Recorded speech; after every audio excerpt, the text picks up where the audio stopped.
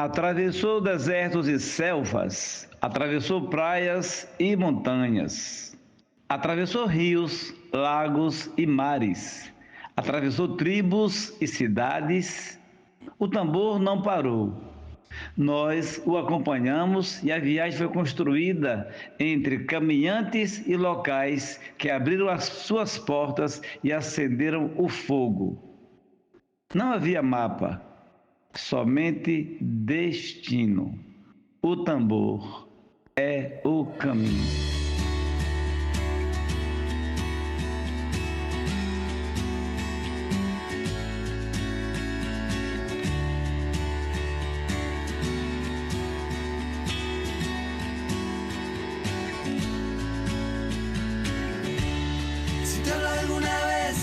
Ayer te conocí, amor continental, ¿cómo ha de terminar? Vestido de chofer, del bondi a tu raíz, viajando para atrás, ¿dónde ha de terminar? Atravesó desiertos y selvas, atravesó playas y montañas, atravesó ríos, lagos y mares. El baile que es así, que sale del tambor, miles de años atrás, ¿cómo ha de terminar?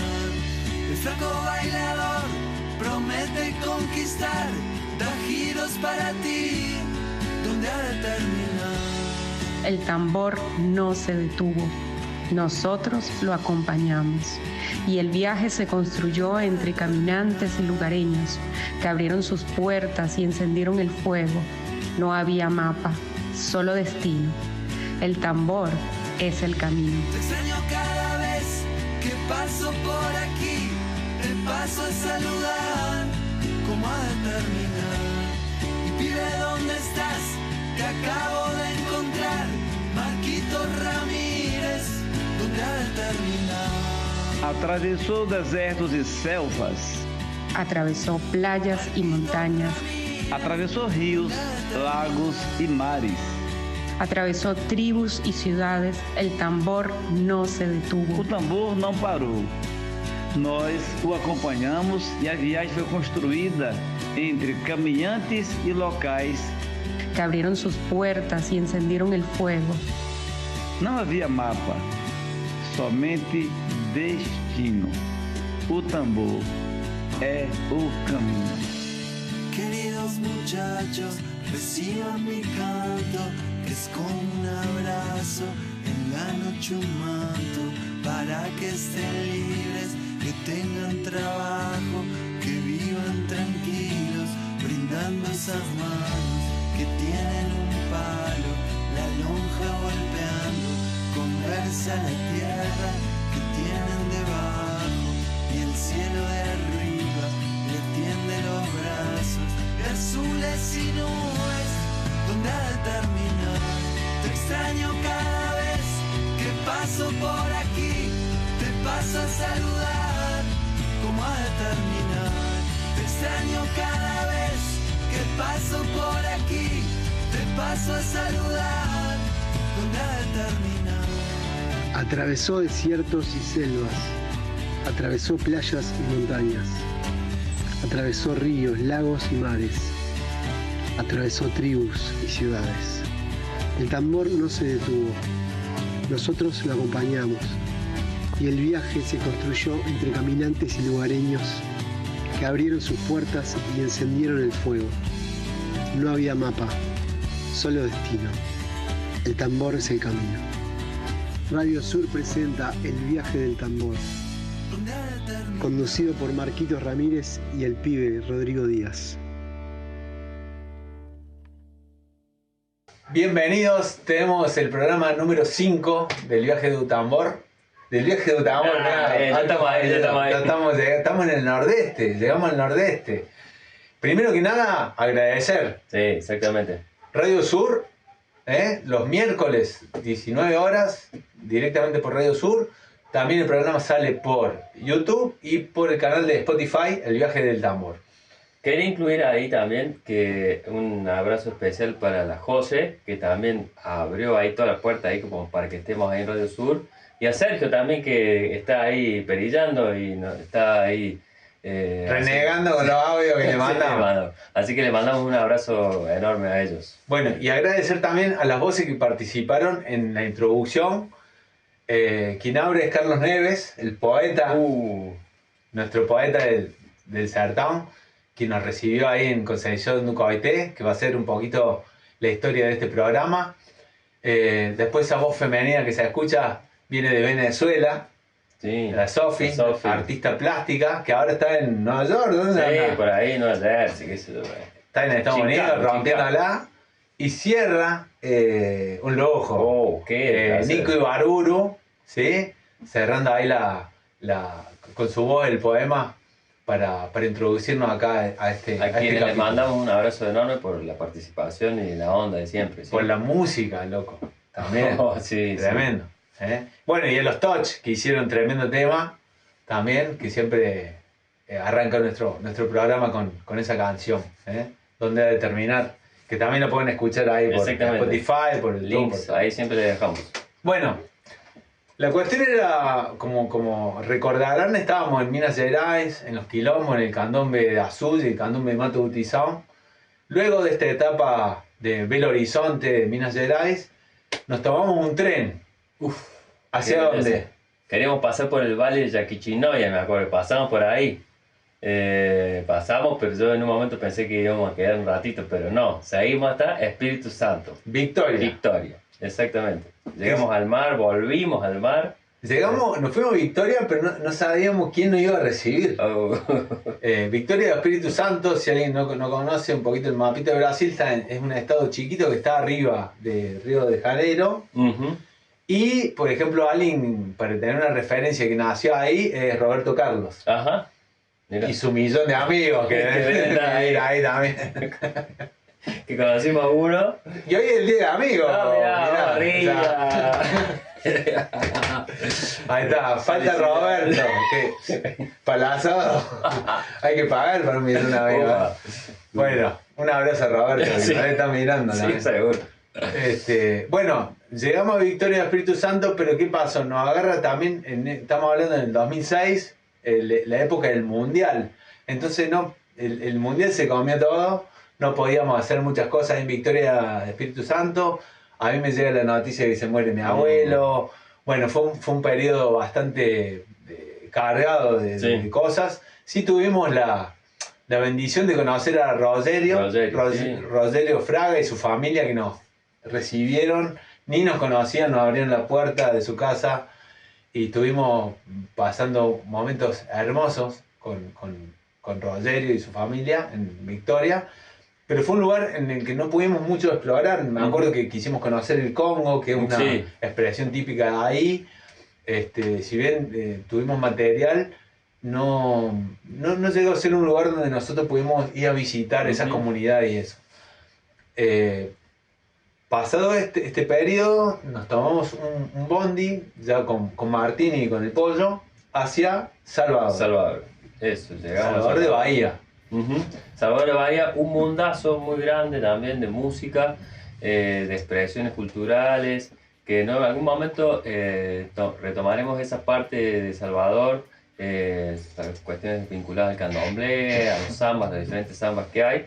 Pero nos llegó en un momento una noticia muy bonita de que iba a haber un festival de música popular en una ciudad que muy poco conocida, que se llama Concepción de Ucoité, que está cerca de Feria de Santana, que vendría a ser a nivel, digamos, poblacional, después de Salvador, Feria de Santana, ¿sí? Que no están a la vera del mar, sino que están hacia adentro. Estamos en el norte de Bahía, para ubicarnos un poquito en el mapa. Y es lo que se conoce, o algunos conocen como el sertão, ¿sí? El sertão brasilero se refiere al semiárido, digamos, que vendría a ser este Brasil desértico, que es un Brasil difícil de imaginar, porque nosotros, digamos, desde acá siempre imaginamos a Brasil verde, ¿no? Con frondoso, con selvas, con ríos, palmera, y de pronto nos topamos con una imagen más parecida al Far West, ¿no? Con el piso rajado, con la falta de agua, animales muertos, los cactus, los mandacarú, ¿sí? Que son estos cactus típicos del nordeste. Y también con una impronta y con una estética que el lugar tiene, que es muy llamativa. No sé si habrán escuchado alguna vez hablar de la figura del lampião y lo que fue todo el movimiento del cangazo, ¿sí? Los cangaceiros o el cangazo fue un movimiento que era revolucionario, digamos, siempre en contra, digamos, del poder oficial. Eran vistos como lo que serían acá los bandidos rurales, ¿sí? Gente que robaba a los ricos, a los terratenientes, y repartía entre la población, entre el pobrerío también.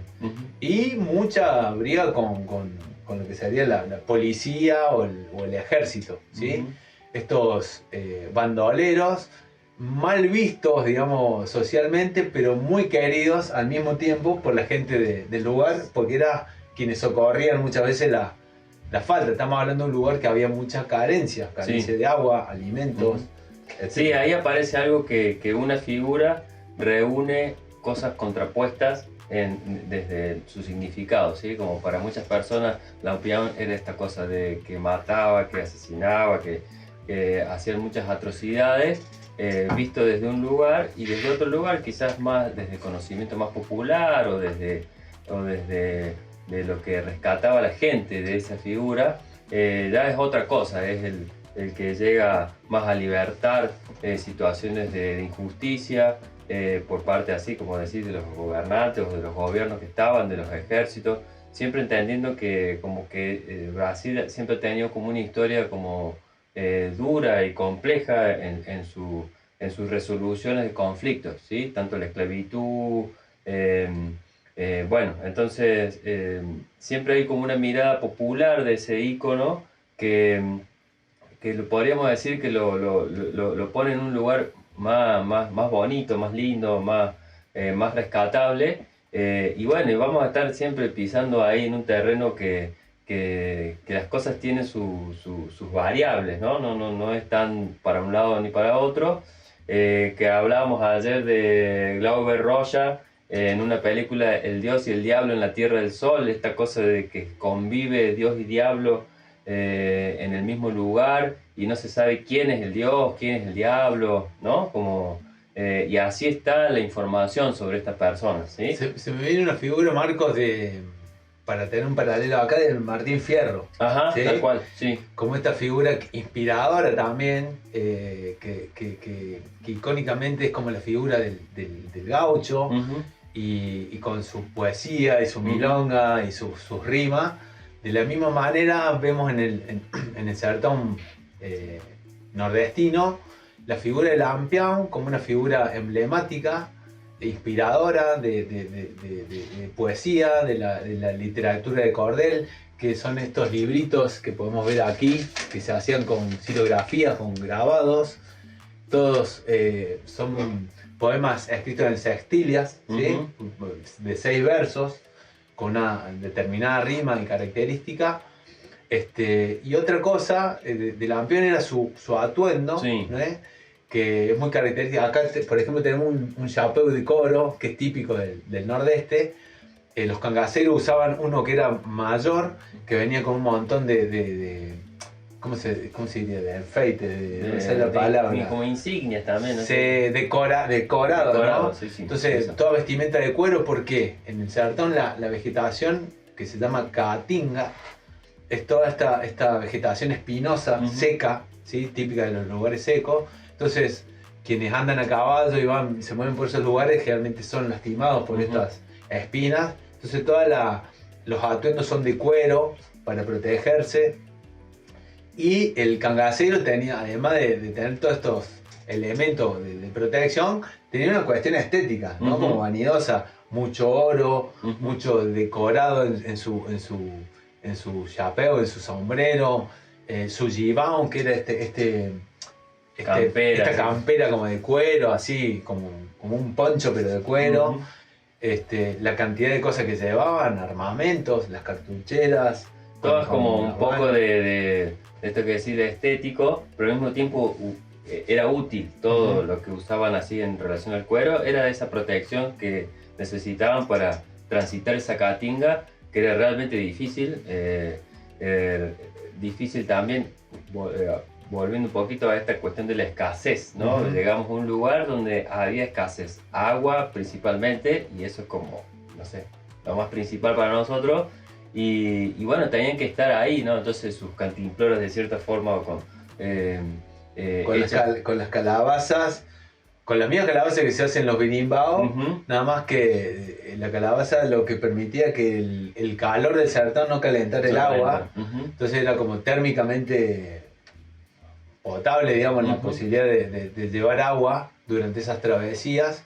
Estamos hablando de un movimiento nómade también, que no tenía un asentamiento, esos tenían que estar permanentemente ocultos, entonces muy adentro de las matas, de las vegetaciones ahí espinosas, Sí, y siempre perseguidos. Sí, y para situarlo también en historia, así en números de años, convive un poco con el final de la realeza, 1870 por ahí, comienzan las primeras historias de los cangaceiros y sobrevive hasta la época del 30, 1930, casi 1940. Entonces vivió esa etapa de transición que, como muchas transiciones así históricas, son duras, son complejas, en donde una parte no quiere salir, la otra quiere pujar para aparecer, y después cuando se establece la otra parte, se establece también ahí sacando cosas, personas. Entonces, bueno, está situado un poquito en esa bisagra, y siempre en respuesta, en cualquiera de las dos situaciones, en respuesta sobre todo de la injusticia que se vivía, que era como mucha, ¿no? Todo vinculado a la vida. Y también, digamos, estamos hablando de una vida muy dura, con cuestiones de escasez que estamos planteando, al mismo tiempo contrapuesta con terratenientes súper adinerados, ¿sí? Que tenían también el poder político, religioso y eso a su favor. Y la persecución de este movimiento del cangazo, de los cangaceros, era realmente violenta. De hecho, cuando agarraron un cangacero, la rutina era cortarle la cabeza y exponer esas cabezas públicamente. De hecho, Lampião, su mujer María Bonita y los demás cangaceros que lo acompañaron fueron todos decapitados y expuestos en plaza pública. Y los cuerpos no se enterraban. Estamos hablando de una cuestión de una violencia así extrema. Pero, volviendo un poquito a la figura de Lampião, que es grande, que lo van a escuchar muy citado en canciones y en poemas. Por ejemplo, el verdadero nombre de Lampião era Virgulino Ferreira da Silva. Opa. Y nació en 1898 y fue muerto en 1938. Más o menos para tener ese margen de 40 años que fue la vida de Lampião. Hay imágenes de cine que lo llegaron a filmar, ¿sí? En blanco y negro, lo pueden buscar en YouTube, donde se lo muestra a él, a María Bonita, al resto de los cangaceros, cómo vivían. Un poco remite un poco me hizo acordar a mí la Sierra Maestra, al Che, a toda esa historia, ¿no? Pero bien, no nos vamos a extender tanto en eso, simplemente era tener en claro esta figura central de como representando la imagen esta del Sertão.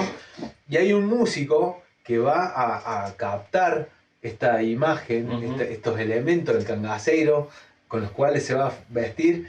Quien dice, Lenin dice que es el primer artista pop. El primer artista pop, sí, tal cual, sí. Que ya lo vamos a abordar, pero quería abordar otro tema, que es otro de los personajes importantes de esa zona, que es Antonio Consigliero. Sí. Que bueno, Antonio Consigliero representó como también esta posibilidad de salir de las injusticias y peregrinó. Es una figura más ligada a la mística, a la creencia. Ya está listo. Más ligada eso a la creencia, a la fe, y él después de tener varios desatinos con algunas instituciones, donde lo echaban, no podía de alguna forma establecerse dentro de ese marco. Estamos hablando de un profeta, ¿no? El profeta del Sertão, una imagen totalmente mística, de barba y báculo, ¿no? Sí. ligada también al cangazo, porque en este peregrinar de Antonio Consalero se empiezan a incorporar cangaceros, Sí.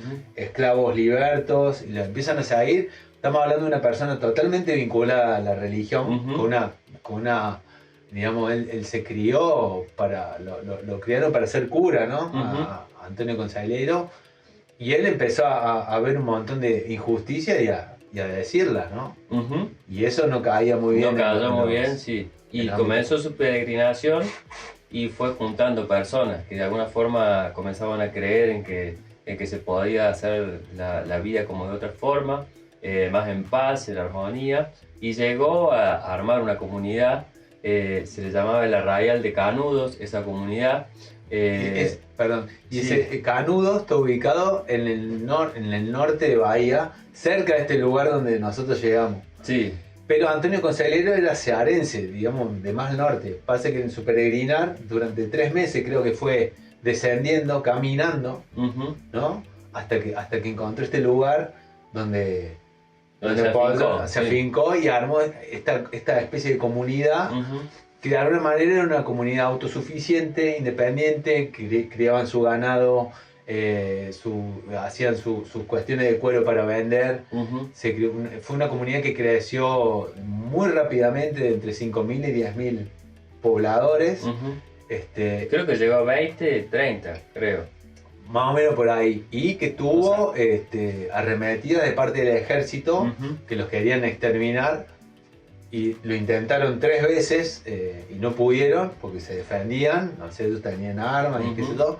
Pero la cuarta fue muy tremenda. Sí, fue masacre. Sí, fue realmente una masacre.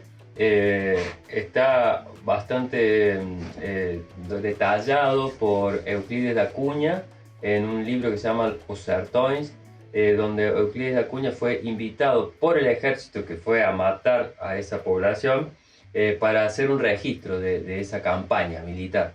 Y bueno, y él no deja pasar estas atrocidades que se vivieron en ese momento. Estamos contando todo cosas densas. Sí, ¿sí? Pero bueno, eso sucedió más o menos. Antonio Consalero muere en 1897. Y un poco después de la muerte de él es la masacre de Canudos. Eso. Antonio Consalero muere un poquito antes. ¿Por qué estamos contando esto? Porque bueno, eran historias muy marcantes que nosotros no conocíamos, pero que estaban empapadas, las letras y la cultura que nosotros empezamos a escuchar ahí, de estas historias, ¿sí? Entonces, es diferente cuando escuchas la música así, y cuando la música está relatando y se está refiriendo a estos personajes que tienen este tipo de vivencia, ¿no? Hay un detrás acá pesado.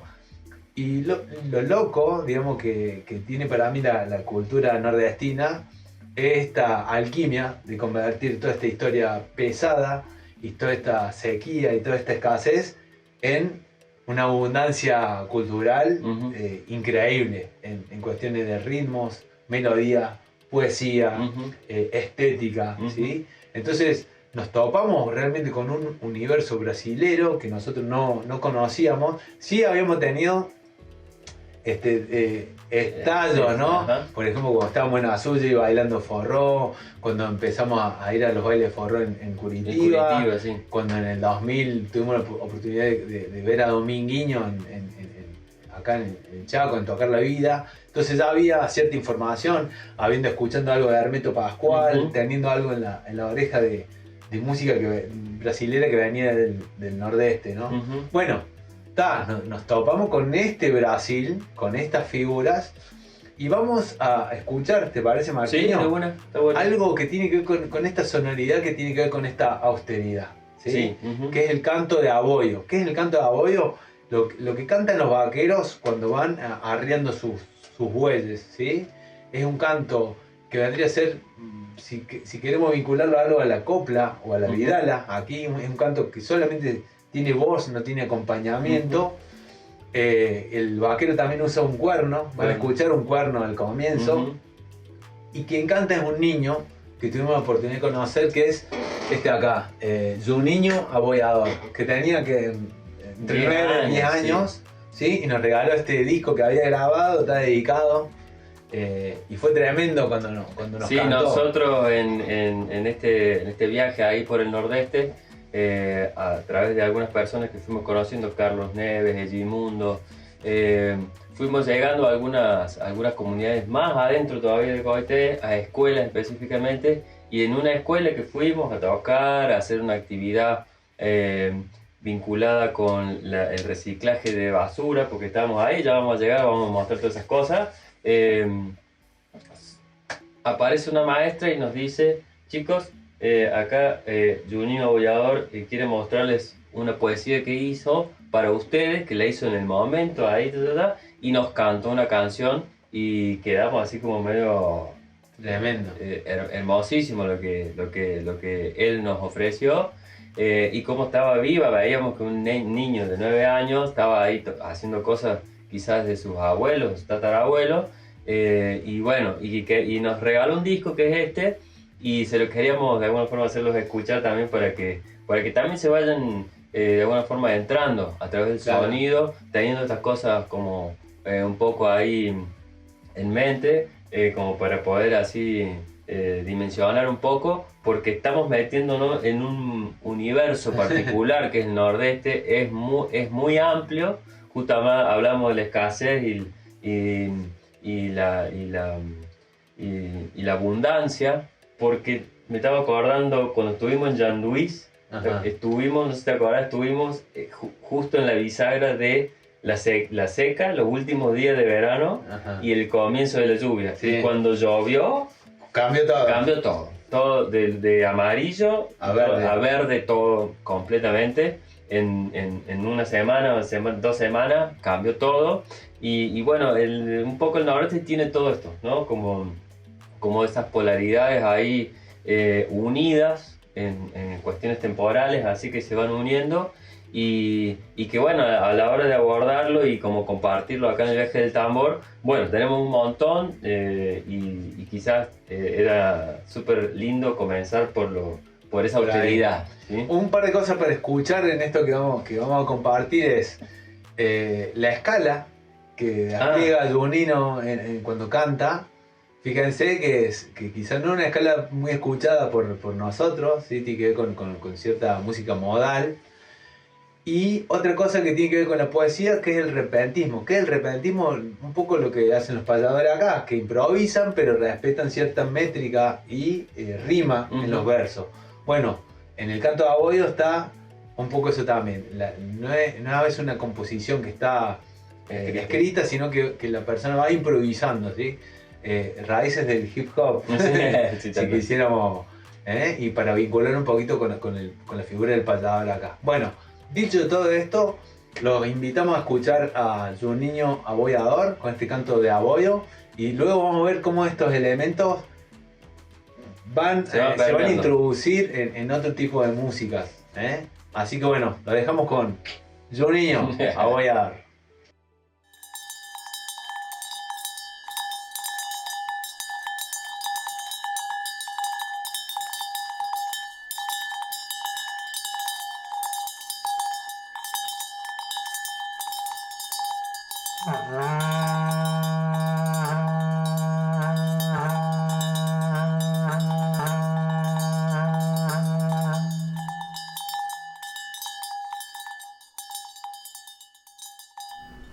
Para quem não me conhece, eu vou me apresentar. Sou Juninho Abollador e aqui nesse lugar vou representar os vaqueiros através do meu cantar. Sou do Heróis do Gibão, grupo amigo e popular. Tem adulto e tem crianças e vaqueira campear. lindas e formosas para a gente namorar.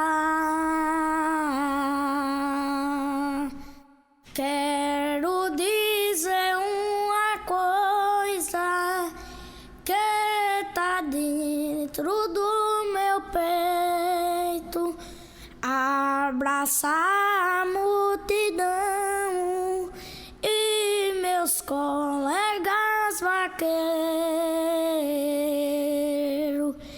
abraçar a multidão e meus colegas vaqueiros, vida do gado, oh, oh, oh, boi.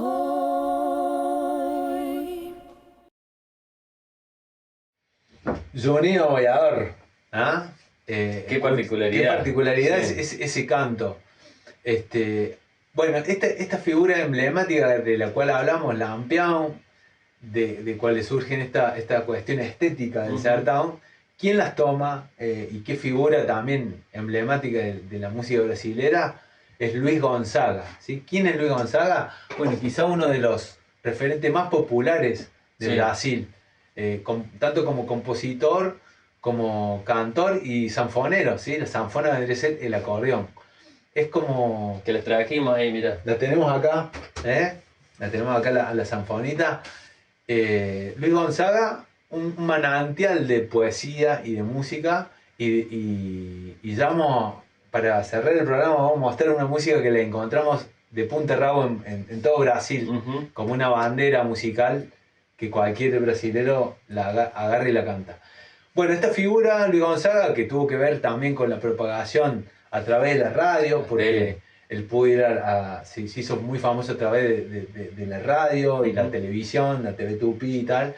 Y también mucha mano de obra nordestina que iba a parar a los grandes centros urbanos, San Pablo, Río, se consumía esta música a lo largo de Brasil, y esta música es conocida como el forró, ¿sí? Que el forró es un marco amplísimo de música, no es solamente...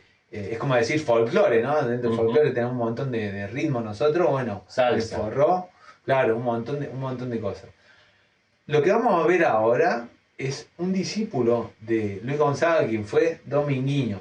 Y Dominguinho, un virtuoso del acordeón, pernambucano, de Caruaru, que anduvimos por Caruaru, Sí, tal cual, llegamos la feria ahí. de Caruaru, famosa. ¿Cómo se conoce? ¿Vos sabés cómo se conocen ellos? Se conocen, claro, Dominguinho tocando una acordeoncita chiquita de 8 bajo. Luis Gonzaga lo ve al niño, pasa ahí por ahí, lo ve que se toca todo y cae, le compra y le regala una zanfona de las grandes, de la piola. Y ahí Dominguinho pasa a ser parcero de Luis Gonzaga para toda la vida, como un aprendiz, como un discípulo, ¿sí? Y Dominguinho, además de tocar muy bien, compuso un montón de música junto con Gilberto Gil. Es realmente una figura tremenda. Sí. ¿Sí? Yo aconsejo muchísimo escuchar a Dominguinho como alguien, como una transición entre lo clásico y lo moderno, ¿sí? Porque la introducción de armonías que hace Dominguinho y la performance de él es impresionante. Y la gente que lo conocía tenía esa impresión de que hacía fácil lo difícil, ¿no? Sí. Porque ni se mosquea tocando. No, sí que está en un... Y es una máquina. Sí, de hecho queremos compartirle ahí un encuentro de dominguiños muy así espontáneo con un grupo de aboiadeiros, de estas personas que van a caballo y que cantan así esos cantos de aboyo, y surge ahí una particularidad de mezclar un poco el acordeón, la zanfona, con esos cantos. Sí, lo que demora a Dominguinho en agarrar la Sí. banda. O sea, al segundo tren está Dominguinho armonizando todo ahí. Y ahí se ve un poquito esa mirada de él, ¿no? Siempre en paz y abrazando todo, ¿no? Porque tener una experiencia como esa, la percibo yo como muy trascendental, ¿no? Que a lo mejor ya la ha tenido antes y todo, pero encontrarse así con un grupo y ponerse a tocar zanfona, que ellos canten, y se ve un poquito en el video esa esa trascendencia de ese momento. Como un respeto mutuo, ¿no? De estos vaqueros que lo reconocen, Dominguinho, que sale en la tele, dice. Y Dominguinho, con todo el respeto del mundo, escuchando a estos vaqueros que vienen de una misa de vaqueros, que son celebraciones propias del certamen. Y quien canta ahí, uno de los cantadores, Amorim de apellido, que es una familia tradicional, y es tremendo lo que canta. Divón Amorim creo que es el nombre de él. Y bueno, para que lo disfruten. Esto pertenece a un ciclo que sacaron en Brasil, que se llama El Milagro de Santa Lucía, que fue una película, pero al mismo tiempo una serie, donde Dominguinho va a visitar sanfoneros de diferentes partes de Brasil, ¿sí? La sanfona, el acordeón, también un instrumento que está a lo largo, ¿sí? Está en el sur, ligado un poco también al chamamé nuestro y eso, y en el nordeste. También tuvo la introducción en un montón de otras músicas, en el samba y eso, pero una figura, es un instrumento, típico del forró. Uno piensa en forró y ya imagina la sanfona, el zabumba, el triángulo, así como ese trío, el trío nordestino, ¿no? Que lo funda de alguna manera Luis Gonzaga. Tal cual. Luis Gonzaga es quien enmarca esta sonoridad de tener la sanfona cantando y tener el triángulo del lado del teclado, del acordeón, y el zabumbero del lado de la botonera, ¿no? Como reforzando los graves. Ya vamos a mostrar esos instrumentos para que no se queden ahí pensando qué es cada una de esas cosas. Ya la vamos a mostrar. Ya los mostramos en realidad. Sí. Pasa que nosotros grabamos una cosa separada, pero en el programa ya lo mostramos. Bueno, bárbaro, entonces, alucinante. Bueno, y vamos a escuchar a Dominguinho, o no, o todavía no lo mostramos. No importa, dale, sí. Bueno, nos paremos en el tiempo y en el espacio. Bueno, es así, gente, es así mesmo. Es como Dominguinho encontrándose con los vaqueros. Disfruten esto porque esto es magia, magia pura. Vamos.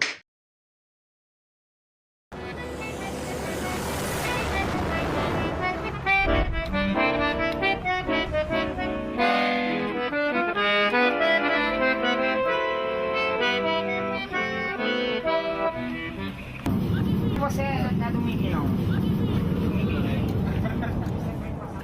Cadê o chapéu de couro? Ah, O senhor conhece o homem? conheço, eles passam na televisão direto, Dominguinho, gosta de uma safona.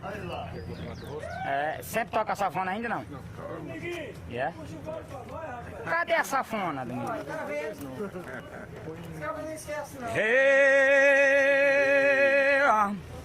Vendo na televisão, tem alguns sanfoneiros. Hoje nós vem lá de Custódia, de uma missa de vaqueiro. É coisa que pode vir, o melhor sanfoneiro é Dominguinho, tem que tocar em festa de vaqueiro. Fico muito contente, eu conto do começo ao fim, pois Divão é um grande poeta da família Amorim, que já vem representado e já está ao meu lado, e o sanfoneiro Dominguinho. Oi, boi, oi.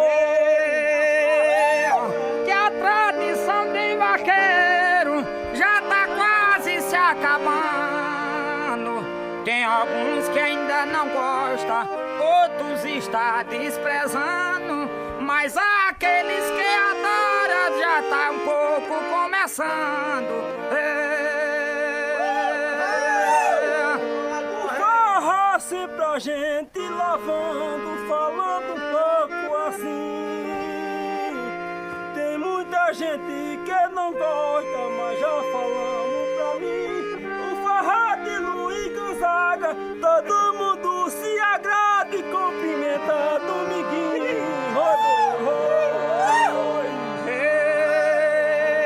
Eita, que o forró do Nordeste todo mundo é adorando. Pra dançar forró é fácil, meio difícil é tá tocando.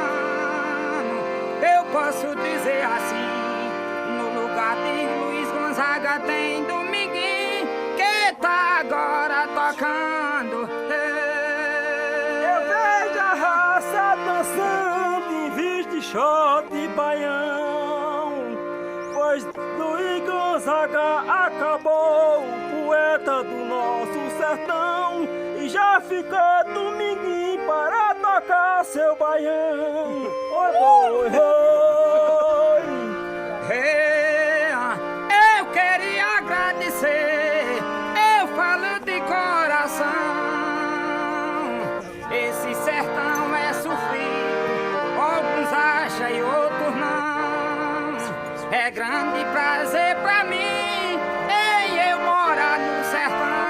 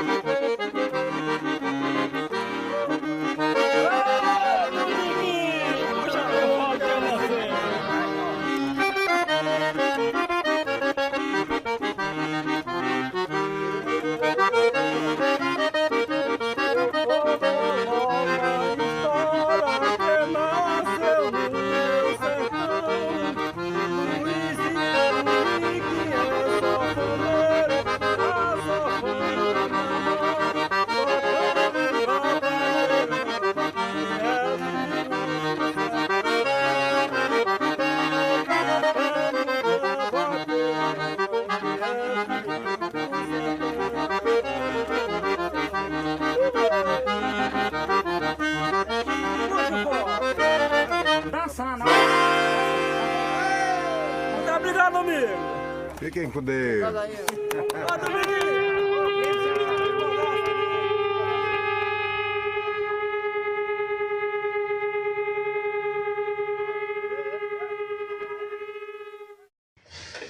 Vamos a escuchar ahora un aboyo, pero ya interpretado por Luis Gonzaga, ya con toda la impronta del acompañamiento del acordeón. Y vamos a escuchar por ahí que hay un ritmo que está como en 3x4 en el medio, como una balsa, le llaman ellos también. Muy presente en las músicas religiosas, el 3x4, en algunas rezas y eso. Pero viendo cómo empieza a influir este canto rústico que tiene que ver con el trabajo, cómo se empieza a introducir esta escala en las músicas y cómo empieza a afectar de alguna manera la armonía de esas músicas, esta escala, ¿sí? Entonces vamos a escuchar un audio grabado por Luis Gonzaga, ya teniendo la referencia de Yo un Niño, que es a voz pelada, esta ya con ese acompañamiento. Siempre las letras abordan la temática del trabajo y de la cuestión regional de la vida, de la vida, ¿no? De la dureza de la vida. Yo recuerdo algo que nos pasó viviendo, porque estuvimos viviendo en el sertón. Nosotros, durante lo que fue desde septiembre del 2006 hasta el 1 de enero, que nos tomamos un camión de banana y nos fuimos a Yuacé, Petrolina. Que el día comenzaba con buscar agua, ¿no? Algo que nosotros te levantás, tirás la mano y abrís una canilla. Bueno, allá era levantarse y había que ir con el cosito a buscar agua. Entonces ya el día te proponía un desafío, una cuestión básica, ¿no? De supervivencia. Y la administración también del agua para bañarse, la reutilización. Me acuerdo que también estaban haciendo esos tanques de recolección de agua, ¿te acordás? Que era algo bastante nuevo, muy necesario para ese entonces. Fue en la época de Lula que nosotros tuvimos ahí, ¿no? En 2006. Bueno, porque se activó en la represa de San Francisco, creo que era del río San Francisco.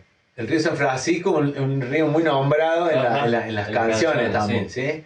Bueno, entonces vamos a escuchar esta música, este aboyo por Luis Gonzaga, y cuando retornemos vamos a escuchar el himno, el himno que encontramos en todo Brasil, también de la mano del gran Luis Gonzaga, el rey del Baião. Bueno, y para cerrar el programa con una música, que es una música que la encontramos desde el sur al norte de Brasil, pueblo donde fuéramos, lugar donde estemos, sea costa, sertón, sierra, selva, la inmensidad esta brasilera, hay una música que todo el mundo conoce, que es asa branca, ¿sí? Asa branca es un tipo de ave que abajo del ala tiene un sector blanco, pero la letra de la canción es muy descriptiva del lugar y de lo que vive el sertanejo, quien vive en el sertón, y de la falta que siente, de cómo siente saudade, porque la mayoría de la gente del sertón, del nordestino, emigra, ¿sí? A las grandes ciudades a laburar, y eso en los Pau de Arara, que son estos camiones que hemos viajado también duro, y esa saudade de su tierra, que muchas veces no pueden volver. Tiene una anécdota Luis Gonzaga, que vuelve, él se va de jovencito de su pueblo, de Ayú, de Pernambuco, porque él se había enamorado de una chica que era hija de una familia adinerada. Y bueno, obviamente esta familia no estaba de acuerdo con ese romance, y no se le ocurre mejor idea a Luis Gonzaga, que lo quería matar el papá de la chica a muerte. Y la mamá le dijo, raja, porque te van a matar. O sea, ya él había expresado eso, lo que le esperaba era la muerte. Estamos hablando de códigos muy duros. Y vuelve Luis Gonzaga, ya famoso, ya habiendo cantado por radio y todo, a la casa, ¿no? Y le toca la puerta al viejo, Januario. Y el viejo, cuando lo ve, dice, ¿quién es? Luis Gonzaga. Estas son horas de llegar, lo cagó a pedo, como si fuera un chico, ¿viste? ¿Vieron los años que... Está buenísimo eso. Y hay canciones acerca de eso. Bueno, hay una canción que dice respeta a Januario, porque el papá de Gonzaga tocaba de 8 bajos. Y Gonzaga cae con todo ese acordeón de 120, claro, y le dicen, ojo, respete al viejo. Bueno, vamos a escuchar Asa Branca, en un último aparentemente recital de Luis Gonzaga a nivel público, terminando su carrera con muchísimos invitados. Sí, algo me parece que una de las características de por qué percibimos, ¿no? de ser tan popular esta canción, porque como decía el Rodri recién, por ahí llegábamos a algunos lugares y decíamos, oh, esta es una canción de Caetano, ¿te sabes? Y no lo conocían, por ejemplo, con todo el respeto de Caetano, pero había figuras que nosotros entendemos. Yaván, por ejemplo. Claro, figuras que las percibimos mundialmente o para afuera de Brasil muy conocidas, pero para adentro no tanto, y esta canción en todos lados. Y una de las características que tenía Gonzaga era que viajaba mucho, no era que solamente se fue a San Pablo y se quedó ahí y toda su carrera fue ahí. Daba vuelta por todos lados con la sanfona, con su grupo, y así ese es uno de los motivos por el cual lo conoce Dominguinho, viajando con su música, y así se repartió así ese estilo de música por gran parte de Brasil, por todo Brasil, quizás con ese condimento de que la persona que lo escuchaba, en gran medida, si era nordestino, calmaba ese saudade, ¿no? De estar muy lejos. No había gente que en aquel tiempo tocara tanto la música del nordeste, y llegaba esta persona con toda esa estética nordestina y era como una pausa, una calma. Y las letras refiriéndose un poco a lo que vivía esa persona, ¿no? Creo que tocando sí, mucho eso. De alguna forma valorizando un estilo de vida y una historia del nordeste que era muy castigada fuera del nordeste. El sudeste o el sur brasilero, de alguna forma desprestigiando o sí, menospreciando, infravalorando toda esa vida, porque como decíamos, el nordestino viaja del nordeste para partes de Brasil, mucho por esa escasez, la falta de agua. Cuando eran sequías importantes, moría ganado, era difícil realmente poderse ir. Entonces esa migración se daba por razones muy básicas, así.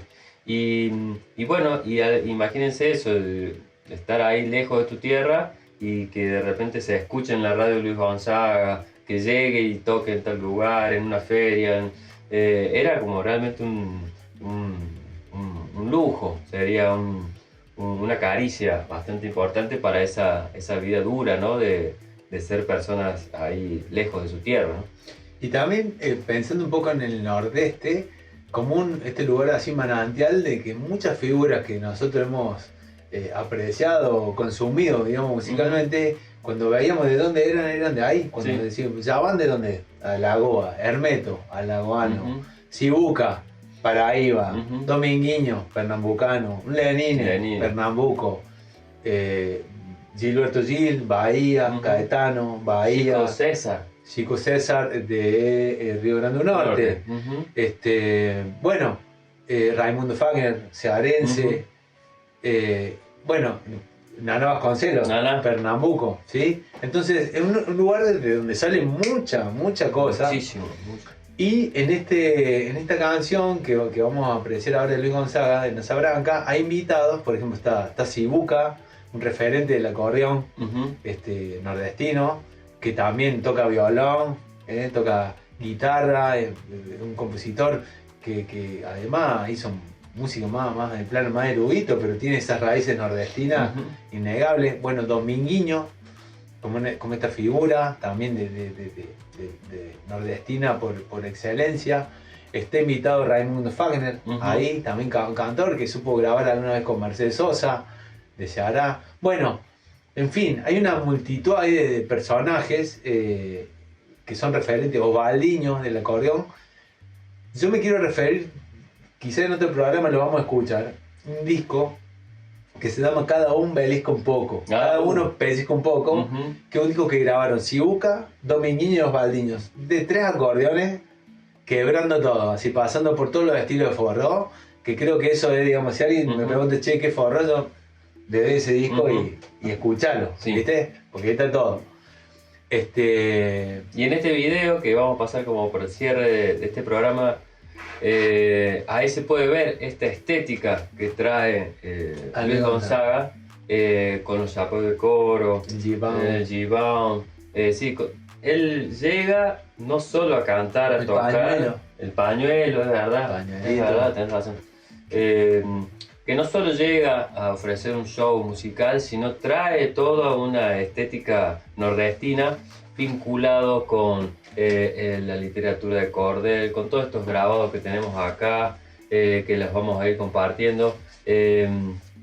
Entonces cae toda una figura, por eso por ahí Lenin le llamaba el artista pop, porque ya llega fantasiado, ya llega ubicado en un rol, que no es él solamente, sino que es una propuesta estética. Y ahí, bueno, en este video se ve claramente todo eso.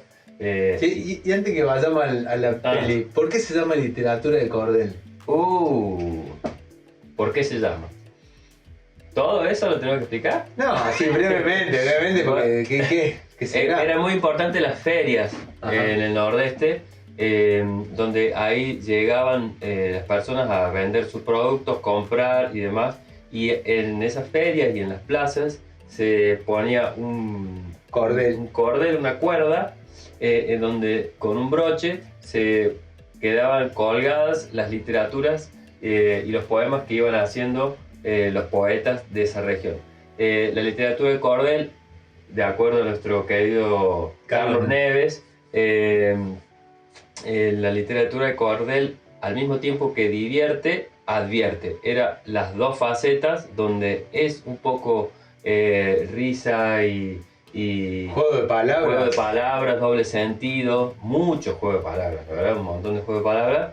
Y al mismo tiempo, cuando tiene que de alguna forma mostrar que algo no está bien, se podría decir de protesta, pero lo llaman más de como una advertencia, ¿no? Como te estamos advirtiendo que también está esto, y que, bueno, eso, abrir los ojos un poco. Y una crítica aguda. O sea, hay una cuestión del ingenio, del repentismo, de la literatura de cordel, aguda, inteligente, fina, ¿no?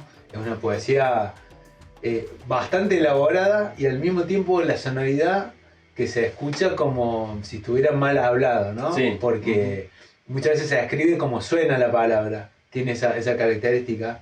Y en el nordeste hay formas particulares de decir algunas cosas que en el portugués convencional no estarían bien dichas. Por ejemplo, hay lo vamos a escuchar en otro programa, en Xoti, pense en eu, ¿no? Que es como decir piensa en yo en vez de decir piensa en mí. Pero bueno, es la manera que se habla, ¿no?